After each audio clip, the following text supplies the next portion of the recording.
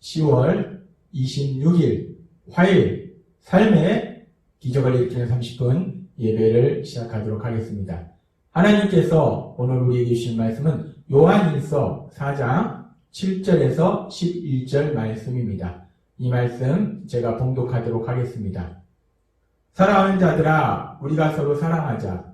사랑은 하나님께 속한 것이니 사랑하는 자마다 하나님으로부터 나서 하나님을 알고 사랑하지 아니하는 자는 하나님을 알지 못하나니 이는 하나님은 사랑이시니라. 하나님의 사랑이 우리에게 이렇게 나타난 바 되었으니 하나님이 자기의 독생자를 세상에 보내심은 그로 말미암아 우리를 살리려 하심이라. 사랑은 여기 있으니 우리가 하나님을 사랑한 것이 아니요 하나님이 우리를 사랑하사 우리 죄를 속하기 위하여 화목제물로 그 아들을 보내셨습니다. 사랑하는 자들아, 하나님이 이같이 우리를 사랑하셨은즉 우리도 서로 사랑하는 것이 마땅하도다. 아멘. 오늘도 이 시간 하나님께서 우리에게 주시는 말씀을 듣기 전에 잠시 기도하는 시간 갖도록 하겠습니다. 하나님 아버지 감사합니다. 오늘도 저희들 사랑하셔서 저희를 만나주시고 저희에게 말씀해 주시니 감사합니다. 하나님 아버지, 오늘도 저희에게 주시는 말씀을 듣게 하시고 그 말씀을 믿게 하시고 그 말씀을 삶 속에 실천하게 하셔서 저희의 삶을 통해서 하나님의 크신 영광을 나타내는 저희가 될 수 있도록 은혜 베풀어 주옵소서. 예수님의 이름으로 감사하며 기도드리옵나이다. 아멘. 하나님께서는 오늘 요한사도를 통해서 요한일서 4장 7절에서 이렇게 말씀하십니다. 사랑하는 자들아, 우리가 서로 사랑하자 라고 말씀합니다. 서로 사랑하자. 지금 요한일서의 말씀을 통해서 서로 사랑하자라는 말씀을 계속해서 반복적으로 우리에게 말씀하세요. 그래서 다시 한번 하나님께서는 요한사도를 통해서 우리에게 말씀하실 때 서로 사랑하자, 서로 사랑하는 삶을 살아라 라고 말씀하십니다. 서로 사랑하는 삶을 살아라. 그러시면서 하나님께서는 요한일서 4장 7절과 8절의 말씀을 통해서 이렇게 말씀하십니다. 사랑하는 자들아, 우리가 서로 사랑하자. 사랑은 하나님께 속한 것이니 사랑하는 자마다 하나님으로부터 나서 하나님을 알고 사랑하지 아니하는 자는 하나님을 알지 못하나니 이는 하나님은 사랑이심이라 라고 말씀합니다. 하나님께서 요한사도를 통해서 서로 사랑하라, 사랑하는 삶을 살라 라고 말씀하시면서 그 사랑이 지금 7절에 보니까 사랑은 하나님께 속한 것이니 라고 말씀하시고 8절에 보니까 하나님은 사랑이심이라 라고 말씀하세요. 우리에게 서로 사랑하라, 그 사랑하는 삶을 살라 말씀하신 하나님, 그 하나님은 그 사랑의 근원이 어디부터 시작되는지를 우리에게 말씀하실 때 하나님이 사랑이시고 사랑은 하나님께 속했다는 거예요. 사랑은 하나님으로부터 나온다는 겁니다. 사랑의 근원이 하나님이시라는 거예요. 그렇게 사랑의 근원이 하나님이시다라고 말씀하시면서 우리가 세상에서도 사랑이라는 말을 많이 씁니다. 사랑한다는 말을 많이 써요. 그렇게 봤을 때 사랑한다는 것이 무엇인가? 사랑이라는 것이 무엇인가? 그 사랑의 근원이 하나님이시고 하나님이 사랑이시기 때문에 오늘은 그 사랑이 무엇인가에 대해서 사랑이라는 것이 단순히 누군가를 좋아하고 그 사람과 함께하고 싶고 이런 것이 사랑인가?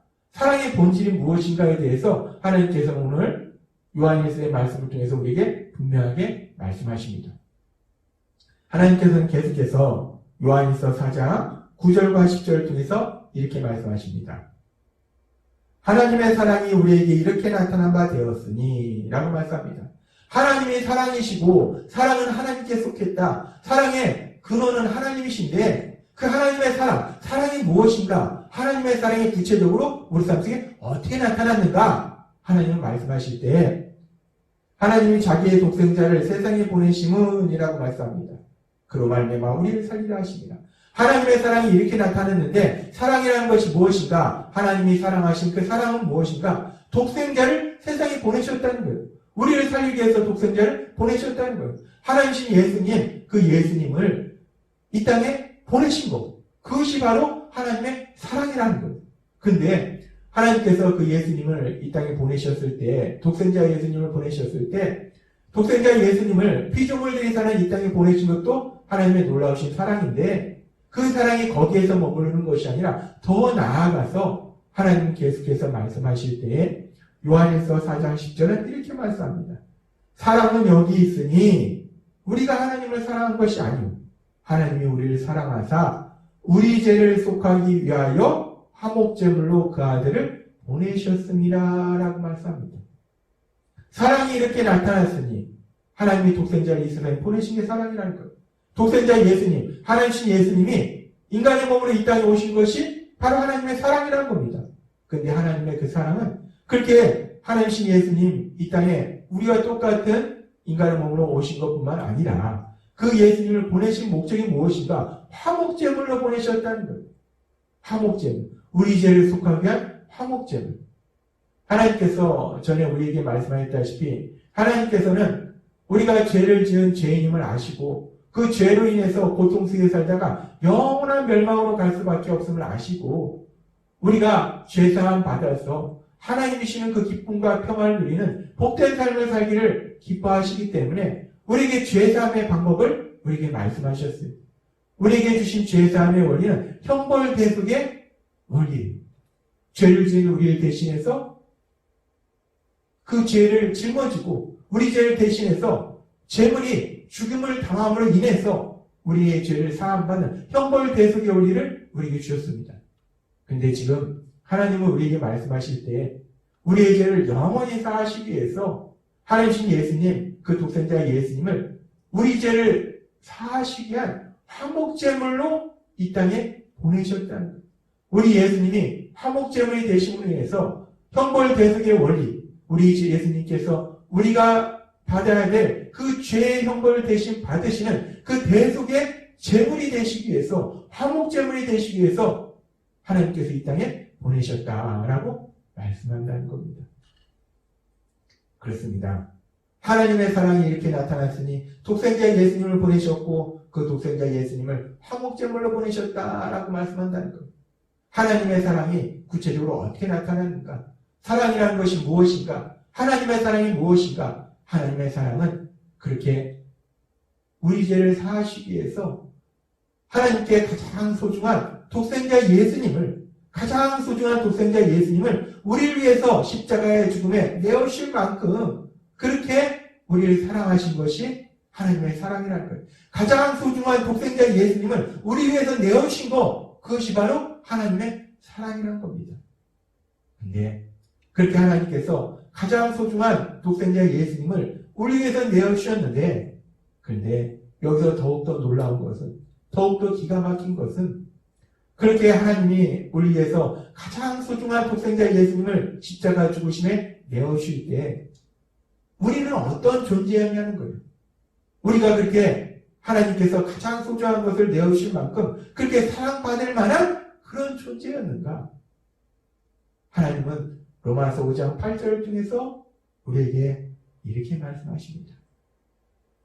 우리가 아직 죄인 되었을 때에 그리스도께서 우리를 위하여 죽으심으로 하나님께서 우리에 대한 자기의 사랑을 확증하셨느니라 라고 말씀합니다. 하나님께서 자신에게 가장 소중한 독생자 예수님을 우리를 위해서 십자가 죽으심에 내어주실 때 우리가 어떤 존재였는가? 우리는 죄인이었다는 것. 아주 형편없는 존재였다는 거예요. 나쁜 사람들이었다는 거예요. 우리가 하나님을 사랑한 것이 아니에요. 우리는 하나님을 사랑하지 않은 존재였다는 거예요. 그런 우리를 위해서, 그런 형편없는 존재를 위해서, 하나님을 사랑하지 않은 그런 우리를 위해서 하나님께서 가장 소중한 독생자 예수님을 십자가 죽으심에 내어주신 것, 그것이 바로 하나님의 사랑이라는 것. 하나님은 오늘 요한일서의 말씀을 통해서 하나님의 사랑이 무엇인지, 사랑이 무엇인지를 우리에게 다시 한번 명백하게 말씀해 주신다는 겁니다. 사랑이라는 것이 무엇인가? 하나님이 우리를 사랑하신 사랑이 무엇인가? 죄인이었던 우리들, 형편없는 존재인 우리들을 위해서 하나님의 가장 소중한 것을 내어주신 것, 하나님의 가장 소중하신 독생자 예수님을 십자가 죽으심에 내어주신 것, 그것이 바로 사랑이라는 것. 사랑이란 그렇게 사랑받을 만한 존재가 아니라 그 반대로 아주 형편없는 존재, 그 존재를 위해서 나의 가장 소중한 것을 내어주는 것, 그것이 바로 사랑이다 라고 하나님이 우리에게 말씀하십니다. 그 사랑이 그렇게 엄청난 것이기 때문에 그 사랑으로 인해서 죄인이었던 우리들이 구원받고 하나님의 자녀로 변화된 놀라운 기적이 일어나더라는 겁니다. 하나님은 오늘 우리에게 말씀하십니다. 사랑은 하나님께 속한 것이라는 거예요. 하나님이 사랑이시라는 겁니다.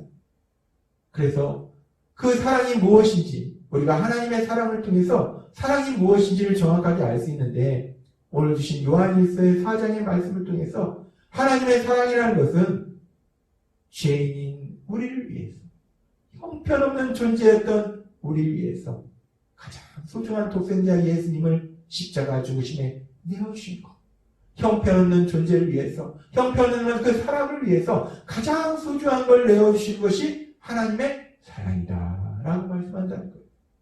오늘 말씀을 통해서 사랑이 무엇인지를 우리는 다시 한번 알 수 있고, 그러면서 하나님께서는 계속해서 요한일서 4장 11절에서 이렇게 말씀합니다. 사랑하는 자들아, 하나님이 이같이 우리를 사랑하셨은즉 우리도 서로 사랑하는 것이 마땅하도다 라고 말씀합니다. 하나님께서 우리에게 서로 사랑하라 라고 말씀하시면서 하나님이 우리를 사랑하셨으니까 우리도 사랑하는 것이 마땅하다 라고 다시 한번 말씀하세요. 그러면서 여기서 아주 중요한 말씀을 하시는데, 하나님이 이같이 우리를 사랑하셨은즉, 하나님이 이같이 우리를 사랑하셨은즉, 하나님이 이같이 우리를 사랑하셨다는 것이 무슨 말씀인가? 앞에 나오는 요한일서 4장 9절과 10절의 말씀처럼 하나님이 이같이 우리를 사랑하셨다는 것은 죄인인 우리를 위해서, 아주 형편없는 존재였던 우리를 위해서 하나님에게 가장 소중한 독생자 예수님을 십자가 죽으심에 내어주신 것, 형편없는 우리를 위해서 가장 소중한 것을 내어주신 것이 하나님의 사랑이라는 것. 그 엄청난 사랑을, 그 말로 표현할 수 없는 그 무한하신 사랑을 우리가 체험했은지요. 하나님이 우리가 이같이 우리를 사랑하셨은지요. 그 엄청난 사랑을 우리가 체험했은즉, 우리가 체험했으니까 우리도 서로 사랑하는 것이 마땅하도다 라고 하나님이 말씀한다는 겁니다. 그렇습니다. 우리가 서로 사랑하는 삶을 살아야 되는데, 우리가 그렇게 서로 사랑하는 삶을 사는 것이 우리가 훌륭해서 우리의 의지로, 우리의 노력으로 그런 삶을 사는 것이 아니라는 거예요. 오늘 주신 요한일서 4장 11절의 말씀처럼 하나님이 이같이 우리를 사랑하셨은즉, 형편없는 나를 위해서 가장 소중한 것을 주실 만큼 그렇게 엄청난 사랑을 나에게 부어주셨기 때문에, 베풀어 주셨기 때문에, 그 사랑이 내 마음에 가득 임하기 때문에 우리는 그 사랑을 통해서 서로 사랑하는 삶을 살 수 있다는 것입니다. 하나님께서 오늘 우리에게 주신 말씀처럼 그렇게 엄청난 사랑을 부으신 그 사랑, 형편없는 존재였던, 죄인이었던 나를 위해서 가장 소중한 독생자 예수님을 십자가 죽으심에 내어오신 그 엄청난 사랑, 그 무한하신 사랑, 그 사랑을 체험하고 인해서 그 사랑이 언제나 우리 마음속에 가득함으로 인해서 하나님의 말씀처럼 우리도 그렇게 서로 사랑하는 삶을 사시는 여러분이 되시길 주님의 이름으로 축원합니다. 기도하겠습니다. 하나님 아버지 감사합니다. 오늘도 주신 말씀처럼 우리가 서로 사랑하는 삶을 살아야 되는데, 그 서로 사랑하는 삶을 사는 것이 내가 훌륭해서도 아니요, 내 의지도 아니요, 하나님께서 오늘 우리에게 주신 요한일서 4장 11절의 말씀처럼 하나님이 이같이 우리를 사랑하셨는지, 그렇게 한없는 사랑으로 하나님이 우리를 사랑하신 그 사랑을 우리가 체험했기에, 그 사랑이 우리의 마음에 가득히 임하기에 그 사랑을 통해서 우리가 사랑하는 삶을 살 수 있을 줄 믿습니다. 오늘 주신 말씀처럼 언제나 그 사랑 안에 거하고 인해서 우리도 서로 사랑하는 삶을 살아가는 저희 모두가 될 수 있도록 은혜 베풀어 주옵소서. 예수님의 이름으로 감사하며 기도드렸나이다. 아멘. 이 시간도 하나님께서 우리 주신 말씀을 묵상하면서 조용히 기도하는 시간 갖도록 하겠습니다.